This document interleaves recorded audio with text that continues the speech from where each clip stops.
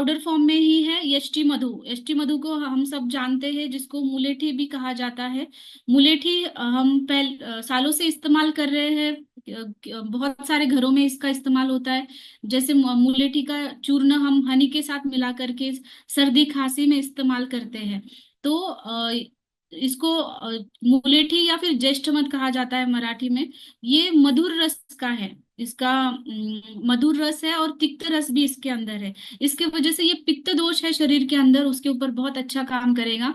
जिसको भी hyper acidity होती है, बार बार एसिडिटी होती है, माउथ अल्सर्स होते हैं, या फिर पेप्टिक अल्सर, गैस्ट्रिक अल्सर्स जिनको भी है, या फिर आईबीएस जैसी तकलीफ है, जैसे आव गिरती है जिनके मोशन में से, या फिर अल्सर की वजह से पेट में जलन वगैरह रहती है, ऐसे कंडीशन में भी यष्टि मधु बहुत अच्छा काम करता है, क्योंकि ये पित्त के ऊपर स्पेशली काम करेगा और कफ को भी ये कम करता है।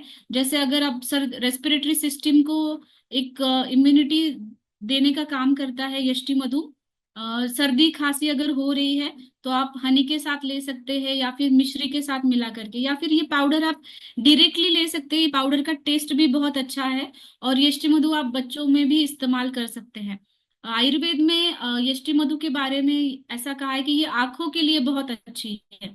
जैसे डायबिटीज में आप देखते हो कि आंखों में उसका प्रभाव आ जाता है, या फिर विजन लॉस होता है, या फिर ये आंखों की हेल्थ अच्छी रखने के लिए भी इस्तेमाल होता है। और ये स्वरीय कहा गया है। स्वरीय मतलब आपका स्वर जो है, आपकी आवाज अगर गले में खराश हो रही है, या फिर आवाज किसी, कोई ट्रेनर्स होते हैं, कोई टीचिंग प्रोफेशन में होते हैं, या फिर सिंगर्स होते हैं, उनको ज्यादा वोकल कॉर्ड की ज्यादा एक्सर्शन होता है। ऐसे कंडीशन में भी आप स्वरीय करके इसका इस्तेमाल कर सकते हैं आवाज अच्छी बनाने के लिए। और ये एंटीऑक्सीडेंट रिच है, इसीलिए ये हमारी इम्यूनिटी को भी बहुत अच्छे से बढ़ाता है। थ्रोट डिसऑर्डर्स है, और ये हमारे इसको हम एक्सटर्नली अप्लाई भी कर सकते हैं। स्किन का लेप, जैसे हमारे पास मंजिष्ठा है, मंजिष्ठा के साथ में अगर आप इसको अप्लाई करते हो, चंदन इसमें मिला करके, तो पिंपल्स एक्ने जो भी हो रहे हैं, या फिर डार्क जो ब्लैक सर्कल्स होते हैं, या फिर स्किन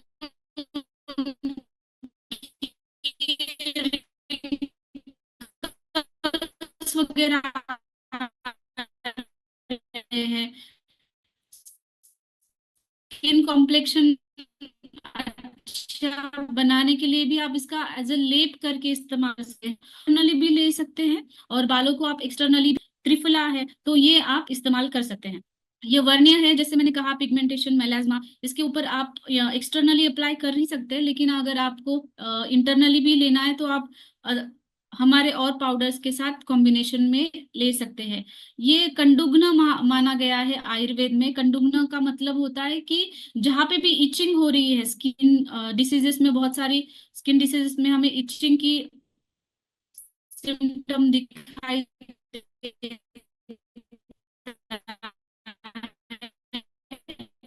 तो जहाँ इचिंग है, बर्निंग है, तो वहां तो बहुत दिखाई दिए कि जिनको प्यास बहुत ज्यादा लग रही है और जितना भी पानी पियो उनको ऐसा लग रहा है कि प्यास नहीं हो रही, तो आपको क्या करना है, इसका काढ़ा बना करके लेना है। तो ये तृष्णा जो रोग का बताया गया है आयुर्वेद में, जो गला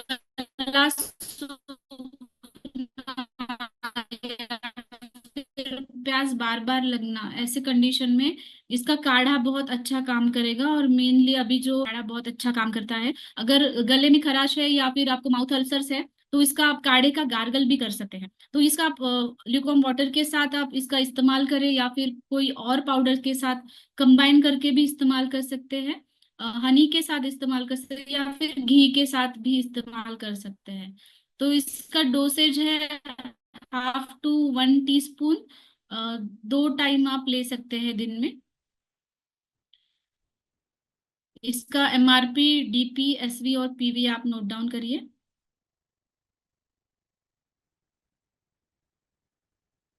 थैंक यू सो मच।